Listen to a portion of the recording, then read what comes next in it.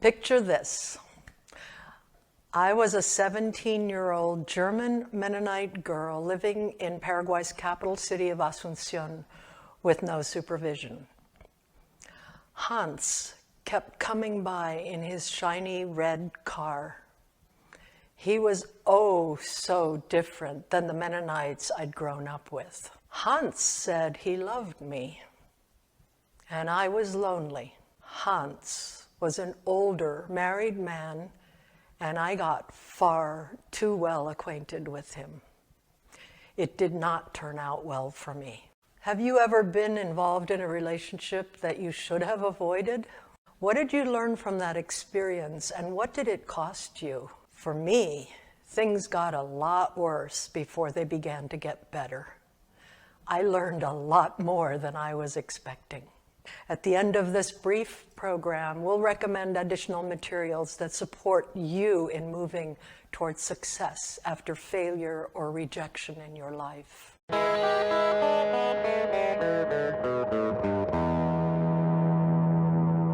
Hi, this is Marlena Fiol from Becoming Who We Truly Are, a YouTube channel that deepens our understanding of who we are and what's possible in our lives.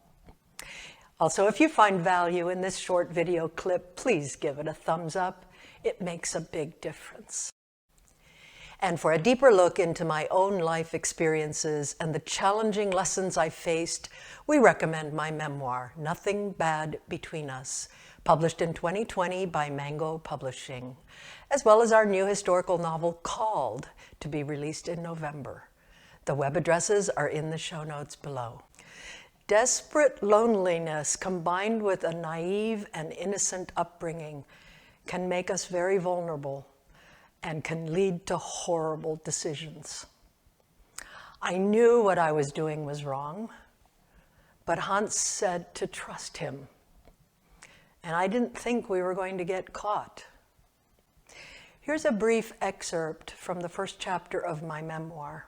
In the dark, squared-off pews of the German Mennonite church sanctuary sat my accusers, stern and silent, all eyes converging on me. I dropped my head and concentrated on the rectangular pattern of the tile floor. The closed church shutters kept out the fiery, late afternoon Paraguay sun. The weight of the musty, trapped air was suffocating.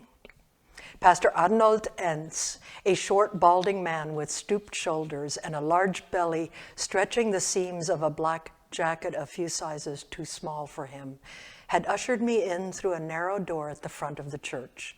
We walked beside the choir platform where I stood to sing each Sunday, and behind the organ that I had played for 7 years since I was 11. A single straight-backed wooden chair had been placed next to the pulpit. The pastor signaled for me to sit. I made my way to the chair without looking up. I had dressed judiciously for this meeting. My dark gray skirt hung well below my knees.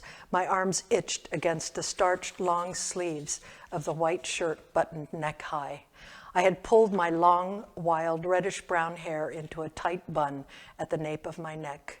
I wore no makeup. Pastor Entz addressed the rows and rows of pews in High German. We have called a special church meeting on this first Sunday in January to discuss your sins and to determine the consequences, Pastor Entz said, turning to me. Heavy silence. I swallowed hard to keep acid from rising in my throat. And then from the very end of that chapter, I heard nothing further.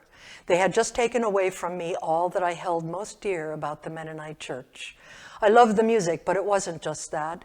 I'd been a soloist in the church, and the church leaders consistently had shown such appreciation for my organ playing.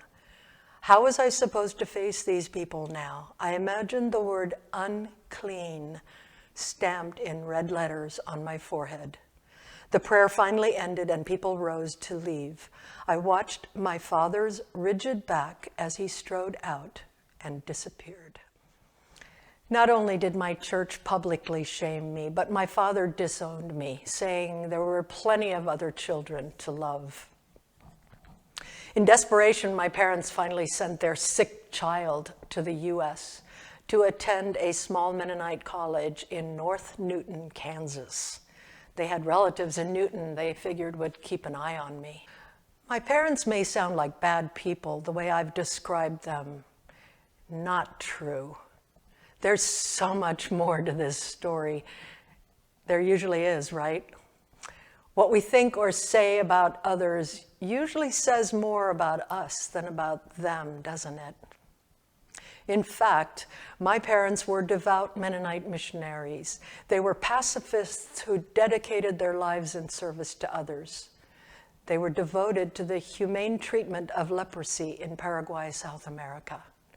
So much so that they've been recognized by the American Leprosy Mission for changing the way leprosy is treated in the world today. They were also big believers in the value of education, and they wanted me to have a good one.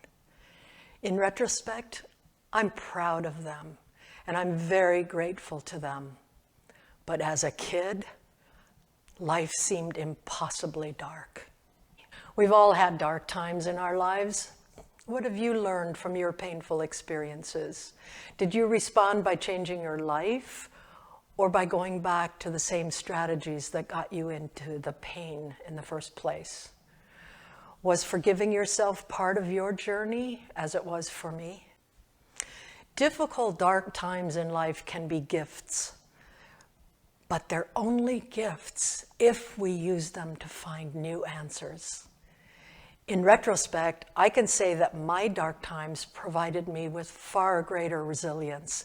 They pushed me to find new ways to move forward. But my path was not an easy one. It was long and it was bumpy. As a good friend of mine said after she read my memoir, you went from one shitstorm to another. In the end, my life has turned out far better than I could have imagined at many points along the way. I reached a loving reconciliation with my parents. In fact, they asked me to facilitate their 45th wedding anniversary, which meant that I stood in front of their entire Mennonite congregation. What a change the years brought. Eventually, I completed my education, including an MBA and a PhD in business strategy from the University of Illinois. I've been recognized as a distinguished scholar in my field, and I've also enjoyed a successful career as a consultant. And the best part is that now in retirement, my husband of 30 years and I are blogging, we're podcasting, publishing books, and putting together this YouTube channel. Kind of crazy, really. For those of you who are deeply engaged in your own quest to becoming who you truly are, I just want to say that my path may not be the best one for you. I've talked today about ways that I've tried to move toward increasing levels of authentic peace. But naturally, only you can know what path is the best one for you. I do hope that parts of my story are useful to you in stimulating your thinking about choices that you've made in the past or that you may be currently making. I also want to continue to learn about possibilities in my own life, and I look forward to hearing from you about what's worked really well for you or what hasn't worked so well, and what have you learned. If you found value in this program, please do give it the thumbs up or hit the subscribe button on your screen. It does matter. Also, please post any comments or questions you may have for me. I will respond promptly each day. For example, what parts of my story can you relate to and why? And just so you know, I'll be posting a new episode of this YouTube show each Tuesday at 6 a.m. Eastern Time. For further information on succeeding after failure and rejection, we recommend the following resources. First, a TEDx talk by Daryl Stinson on overcoming rejection. Also, a TEDx talk by Eduardo Sanata clarifying how failure is a part of success. And again, to learn about my own life journey and what it has taught me, we recommend my memoir, Nothing Bad Between Us, as well as our new historical novel Called, to be released November 2nd of 2021. The web addresses of each of these are in the show notes.